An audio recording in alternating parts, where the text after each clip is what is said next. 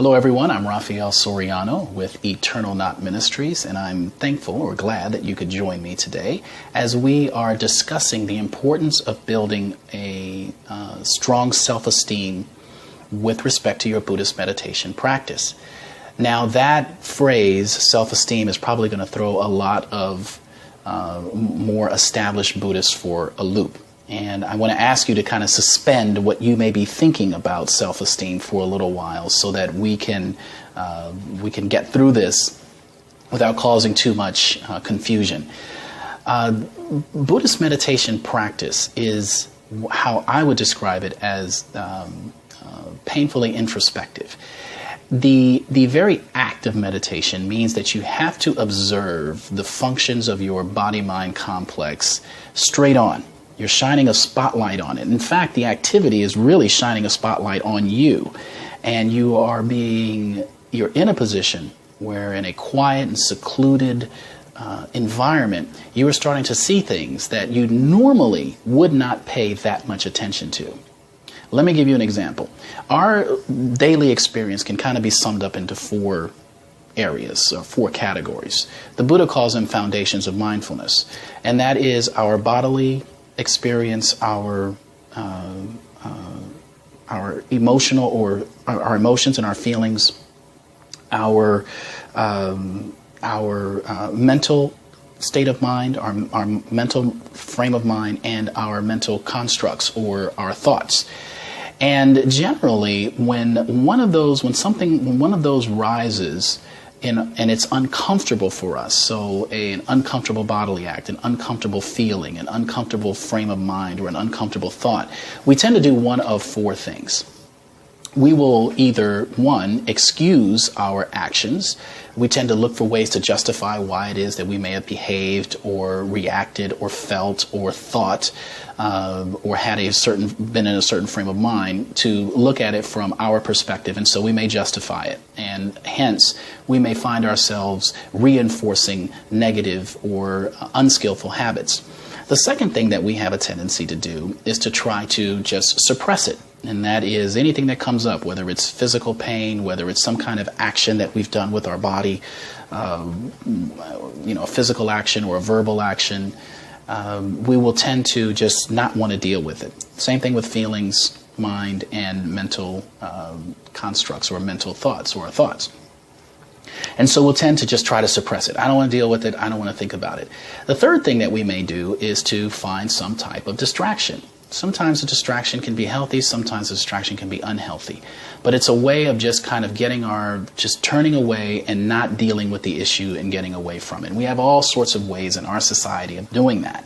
The fourth thing that we may be inclined to do is to actually sit and meditate, to actually look eyeball to eyeball with the dragon, if you will, and to address and reflect those four experiences of body, feeling, mind, and mental contents or thoughts, fabrications.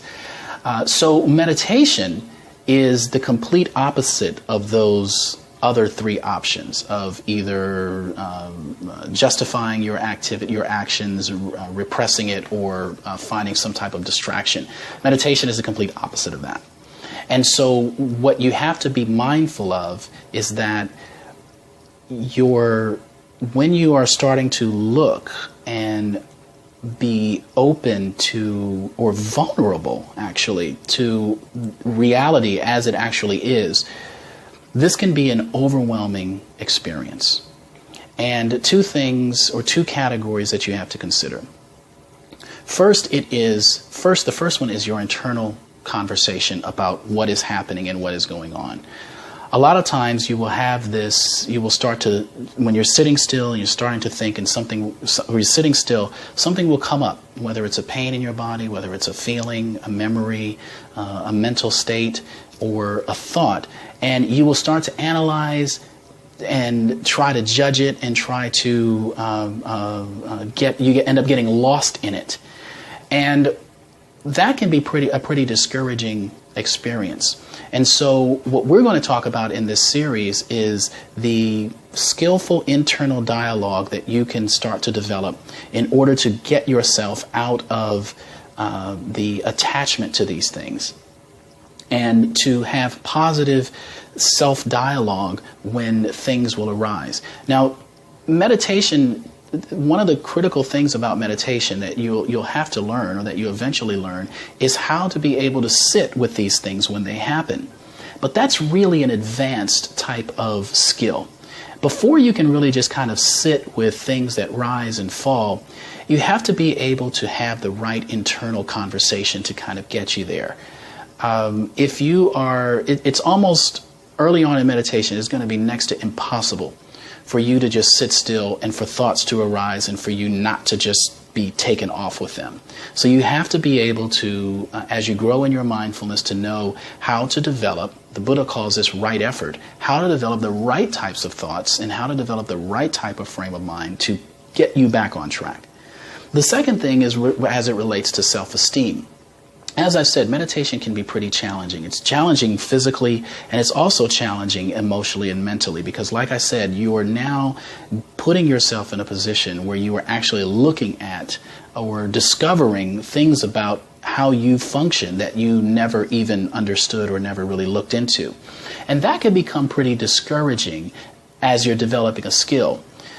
Anything that you try to master, you're going to, any activity, and you know this to be true. You know it from when you learned how to walk, from when you learned how to ride a bike, from when you learned how to do math or whatever your current job is. You know that when you're working and developing a skill, you are not going to be that great at it when you start.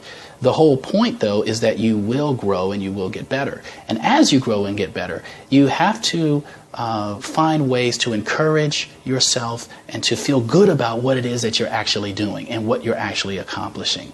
And it's no different in meditation. It's what actually spurs you on. You have to be able to tell yourself that you're doing good, that you're actually accomplishing something, that you feel good about what you're doing. So that when you hit the bumps in the road, you can still work through those without tearing yourself down. Your meditation practice is not a time to just dump all over yourself and just sit back and passively observe it. Right? Your meditation practice has to start with the right ingredients to understand how to talk to yourself when one part of you is having a very negative dialogue. And as you are growing and improving, to be able to develop the right healthy self-esteem so that you can continue to grow and improve. So we're going to be talking about these things in this series. I look forward to joining you throughout the course of our future talks.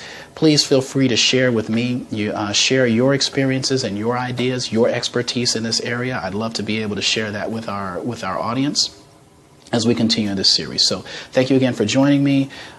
Be well and all the best.